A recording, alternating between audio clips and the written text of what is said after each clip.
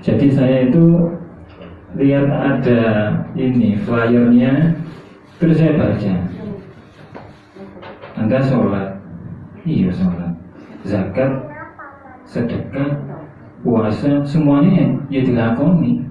Tapi kenapa kok wajar, kok kayak gini, hidup kok sih susah dalam artian kok kayak nggak barokah gitu ya. Ono duit tapi sebenarnya nggak ada wujudnya apa gitu, nggak kroso. Nah dari situ saya mikir, coba sih saya tak datang. Pada itu saya pertama kali konsultasi dulu kan dengan Ustadz Eko.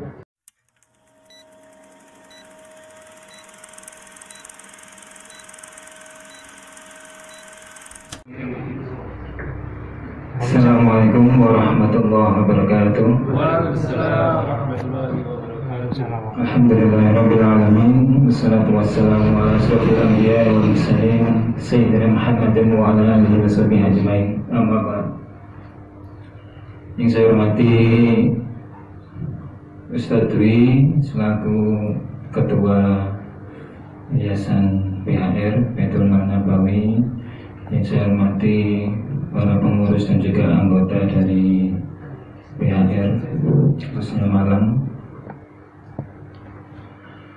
Puji syukur saya berikan kehadirat Allah Subhanahu wa Ta'ala yang telah memberikan kita nikmat sehat sempat sehingga kita bisa bermuwajahah berkumpul di majelis yang insya Allah penuh barokah ini. Yang kedua, tak lupa salawat serta salam semoga tetap tercurahkan kepada baginda Muhammad SAW, dan semoga kita selalu mendapat syafaatnya di akhir zaman nanti. Bapak Ibu semua, ini saya diminta untuk sharing. Jadi saya akan sedikit membagikan cerita tentang kemarin berprosesnya saya sampai akhirnya alhamdulillah bisa lepas dari jeratan riba. Alhamdulillah. Jadi saya ceritakan awal dulu, saya ini bisa dibilang dablek Pak kalau masalah riba, utang gitu, guang pangke, guang pangno gitu. Jadi dulu kalau saya punya permasalahan, kan saya dulu punya usaha gitu. Jadi kalau saya punya masalah, ada apa, punya hutang, golek ya apa? Ya utang mana? Tutup mana? Utang mana? Ditutup lagi. Iya. Ternyata nggak selesai-selesai. Yang ada jadinya semakin banyak. Tapi pada saat itu ya nggak sadar. Koyoke nyekel duit akeh, uang yang lewat ke saya tiap bulan itu dulu omset saya itu bisa sampai tembus 60 juta per bulan, Pak. 60 juta. Dan itu tapi yang, nah ini sing keliru ini sampai akhirnya saya itu jadi korban flyer ceritanya. Dalam hal yang positif ya. Korban flyernya dari ini Baitul Mal, dari PHR. Saya pada waktu itu kan saya juga sebenarnya pengurus di masjid. Jadi pada waktu iftar buka puasa pas bulan Ramadan kira-kira 2 atau 3 tahun yang lalu. Jadi saya itu lihat ada ini flyernya, terus saya baca,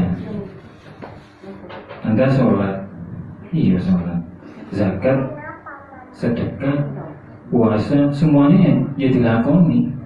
Tapi kenapa kok wajar, kok kayak gini, hidup kok sih susah dalam artian kok kayak nggak barokah gitu ya. Ono duit tapi sebenarnya nggak ada wujudnya apa gitu, nggak kroso. Nah dari situ saya mikir, coba sih saya tak datang. Pada itu saya pertama mulai konsultasi dulu kan dengan Ustadz Eko.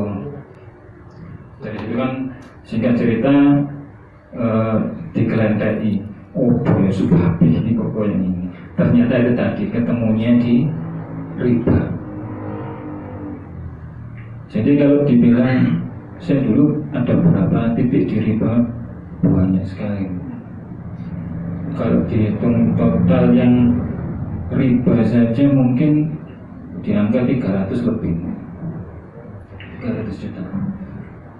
Nah dari situ kan pelan-pelan, jadi yang nggak langsung. Jadi beberapa titik yang awal, yang dulu saya dalam satu hari itu bisa dihubungi 40 orang.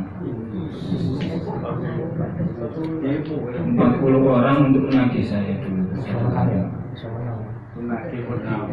Iya, ya itu bisa ada yang datang langsung, ada yang telepon, WA dan macam-macam. Jadi kira-kira seperti itu. Nah hidup ya jelas orang iso tenang. Bendino itu mikir, ya opo, terus gimana? Yang ditelepon kadang yang nemuin ya bukan saya sendiri, kadang orang tua, ada istri saya.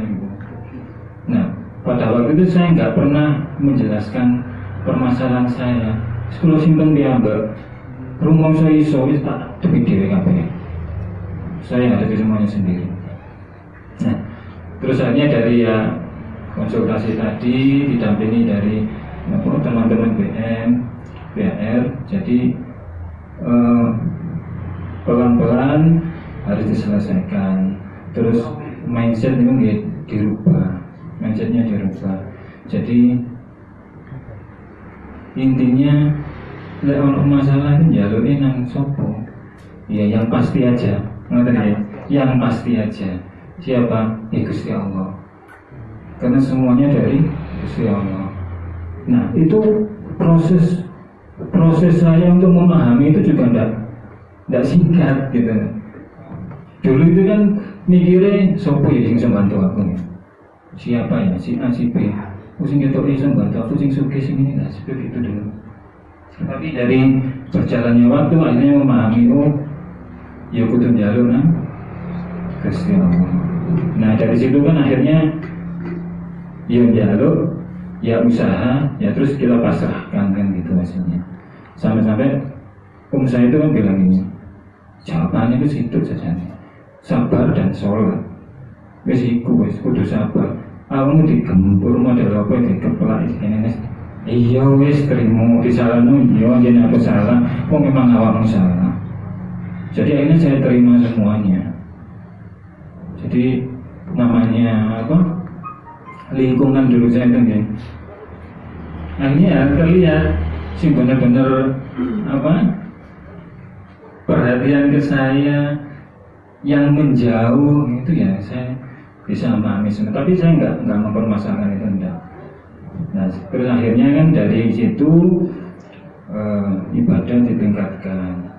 Saya ngomong ke keluarga, terutama ibu, umi saya sama istri saya ada permasalahan seperti ini.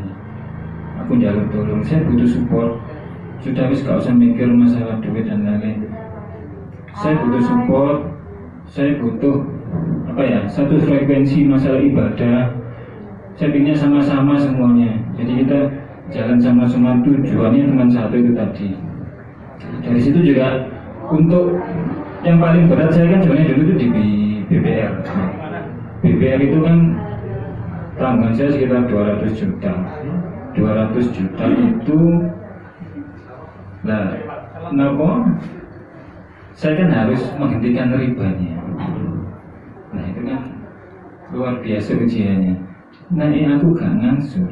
Kalau saya tidak mengangsur, saya menghentikan ribanya, otomatis rumah itu dicat yang seperti itu. Dan itu sudah saya lalui. Banner itu ukuran 3 meter, 3 meter. Itu di depan rumah. Kalau ada yang datang DC-nya saya buka, DC-nya ulang saya gulung, diprotes saya. Loh kok gak tak copot kan saya bilang gitu. Tapi tapi ya itu tetap ada perdebatan seperti itu. Sampai akhirnya gak terima dicat Pak rumah saya. 4 titik yang dicat itu. Enggak cuma satu aja enggak. 4 titik di rumah itu di dinding, di tiang, di apa itu dicat semua 4 titik gitu.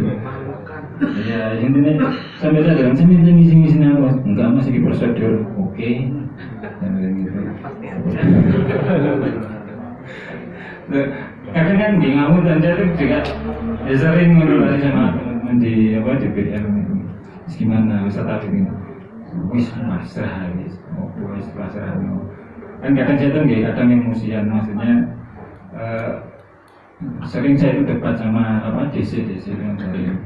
Cuman akhir-akhir ini sudah meredam. Satu juga bilang wis lapor nenek tenaga. Oh iya. Karena saya nggak pernah. Iya belajar lebih dewasa. Makanya itu tadi saya bilang berproses nih semuanya. Jadi sampai akhirnya DC-nya itu kayak teman sendiri Pak. Datang itu ya, iya nggak pernah itu kalau murid-murid debat. Kalau dulu tunjuk-tunjukkan gitu gelut lah. Tapi akhir-akhir itu, ya pokoknya di tahun ini 2 bulanan kemarin nyantai, kayak saya nggak pernah yang terlalu apa ya debat yang sebetulnya nggak pernah. Jadi singkat ceritanya dari situ dicat seperti itu. Tempat rumah saya itu kan tempatnya apa ya, banyak lalu lalangnya kendaraan, orang mau ke masjid itu juga lewat sana.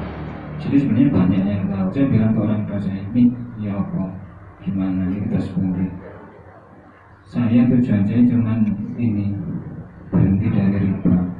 Insya Allah dengan berhenti dari riba ini nanti ada barokahnya, ada hikmahnya di belakangnya itu semua. Memberikan penjelasan itu juga tidak bisa cepat. Jadi sampai akhirnya saya beri pengertian terus ke istri saya, ke keluarga saya, akhirnya bisa memahami. Ya wis, aku dukung sampean. Ya le, aku dukung awakmu. Saya dukung wis. Pokoknya sing apa yang akan terjadi nanti kita pasrahkan. Pokoknya ini wis tetap jago, kita tetap sholat malam. Jadi ibadah ditingkatkan Pak. Ditingkatkan terus sambil ya apa? Kita didampingi dari tim. Kemudian itu surat menyurat, saya didampingi Ustaz Windu apa? Bersurat ke BPS juga gitu. Nah, akhirnya di bulan Ramadan kemarin sekitar tanggal 10 ya. 10 mungkin nah, niku saya pulang dari BM. Kemudian ibu saya bilang, omongan mampir nang omah. Ngoten apa nih? Nah, dari ini delok pelancar dengar omah iki mang. Dia bilang, itu bilang gitu. Bukannya tiap balik ke masjid ya lihat kan gitu. Wong iki dalane masjid jadi ngono, dia bilang gitu. Lah ngomong kayak delok iki mang. Jadi banner yang besar yang saya gulung itu sudah hampir 1 tahun lebih. Yang catnya itu mungkin ya baru 2 bulanan. Nah, saya itu ya riwarinya di situ loh. Tapi tahunnya itu ya pertengahan Ramadan itu. Saya bilang ke undur. Ya sampai riwari itu garut kan. Orang ngerti ya. Nah, terus akhirnya itu disitulah di keajaiban tadi. Saya itu akhirnya matur ke umi saya. Wis you sampean ndek kene di rumah sini saja. Rumahnya ini tak tebusi. Sampean karo nopan ndek kene ora usah nanti omah iki rumaten. Rumah ini saya tebusnya. Temenan nih. Senang guys. Wis langsung berapa hari. Oh ya memang orangnya agak berusaha gitu. Wis aku pegang sampai rela ini sampai saya konsultasikan dengan dokter Dewis. Pokoknya sampai sesuai prosedurnya. Intinya di situ langsung ditebus sama saya. Dan saya disuruh nempati di situ. Dan saya, itu tadi kalau sampean, alhamdulillah, kalau sampean mau kalau awakmu pengen metu ngontrak sakarepmu, tahu deh gini rumah ibu aku tambah senang. Itulah kejadian yang saya terima. Dengan alhamdulillah. Selain BPM ini sebenarnya saya juga ada gaji FD di Singapura. Saya berhentikan semua, Pak. Saya macetkan semuanya. Dengan niat Bismillah Ta'ala, kita pengennya berhenti dari riba, berhenti dari dosa minimal. Sebenarnya kalau nuruti isi ini, ya mungkin bisa Pak, saya usahakan ngangsur tiap bulan itu. Tapi ya kalau dihitung-hitung saya itu 10 tahun BPM. Sebenarnya bisa tembus 100 juta nih. Tapi ya alhamdulillah ada jawaban dari Gusti Allah dengan ya berproses itu tadi ya dinikmati, kita merubah mindset, intinya berhenti dari dosa, berhenti dari riba, terus kita niatkan lagi untuk mendekat lagi kepada Allah. Mungkin itu yang bisa saya bagikan ke panjenengan dengan tanpa rasa hormat. Sebenarnya saya itu kalau mau sharing gini kan ada ketakutan saya berarti sombong cerita ini kan gitu. Tapi saya niati ini semua untuk untuk dakwah, untuk motivasi buat kita semuanya bahwa pertolongan itu ada, nyata. Insya kita harus yakin kepada Allah. Ya, mungkin itu yang bisa saya sharingkan kepada jenengan. Ada lebih kurangnya saya mohon maaf sebesar-besarnya. Wabillahi taufiq wal hidayah. Wassalamualaikum warahmatullahi wabarakatuh.